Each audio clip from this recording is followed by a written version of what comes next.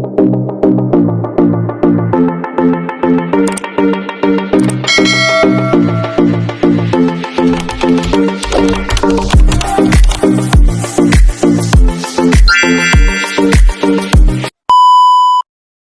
siyang tulala sa kakaisip sa iyo habang hindi kayo nagtatawagan, hindi kayo nagkukontakan. Hello mga guys, kumusta kayo? Panibagong araw, panibagong video na naman tayo. And sa araw na ito ay isa na namang video ang aking tuturo sa inyo na simpleng gabay o simpleng pamamaraan na makakatulong sa atin. At bago ang lahat, gusto ko lang mag-disclaimer sa mga taong hindi naniniwala at hindi gusto ang mga kagaya nitong video. Please skip this video and maghanap kayo ng videos na gustong gusto nyo dahil ang video na ito ay para lamang ito sa mga taong naniniwala and gusto mag-try. Sa lahat po ng mga nagko-comment po dito sa aking video dito sa loob ng aking channel, mag-iingat sa lahat ng mga nagre-reply sa inyo na dinadala kayo sa kanilang WhatsApp, i-name mo up upang makaiwas po tayo sa scam. Ngayon po, hindi ba siya kumukontak sa inyo? Hindi ka ba niya tinatawagan? Gusto niyo ba na matutulala siya habang hindi ka niya nakakausap or hindi kayo nagtatawagan? Dito po ay pwede itong gawin sa parehas ang kasarian, babae ito babae and lalaki ito lalaki, syempre naman sa ating babae at lalaki na mag-partner. And pwede din ito sa magkalapit at magka-LDR.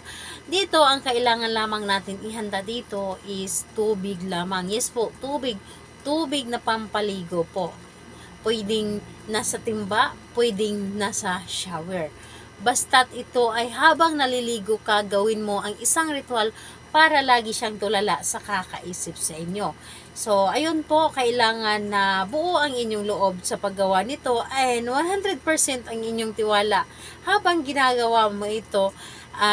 Habang naliligo kayo, nagri-ritual kayo and siguradong 100% yung partner ninyo ay laging tulala sa pag-iisip sa inyo. Yes po, ito ay napakadali at napakasimple lamang gawin.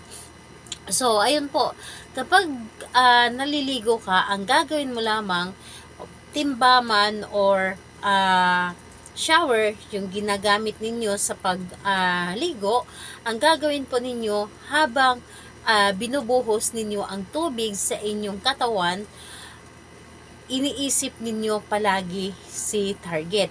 Iniisip ninyo palagi at kailangan na positive yung isip ninyo. Iisipin ninyo siya na para bang kasama mo siyang maligo or kasama mo siyang naliligo.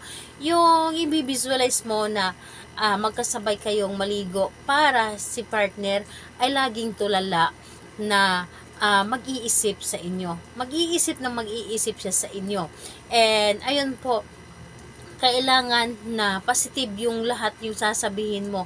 Habang naliligo ka, kahit ano yung sasabihin mo para sa ikakaayos ng inyong relasyon, pwede po. Halimbawa na lamang, sasambitin mo yung pangalan niya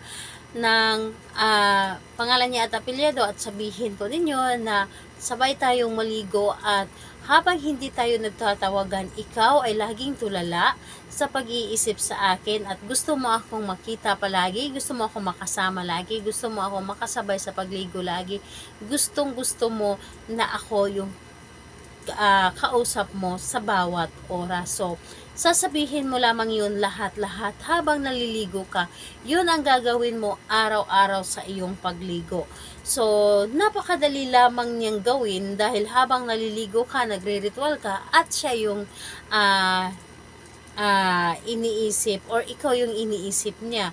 And dito po, kahit na okay kayong dalawa, kahit na maganda naman ang takbo ng inyong relasyon, pwede mo itong gawin. Hindi lang ito para sa mga hindi nagkukuntakan.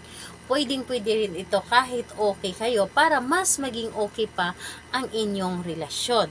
So, ayun po, araw-araw mo itong gawin and pwedeng hindi araw-araw, pwedeng twice a week, pwedeng 3 times a week, depende po sa inyo.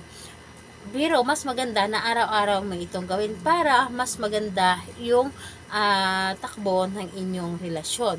So, ayun po, gawin mo lamang kahit anong oras pwede, basta't maligo ka, basta't sa panahon na maligo ka or sa oras na maligo ka, Yun ang paggawa mo ng isang ritual.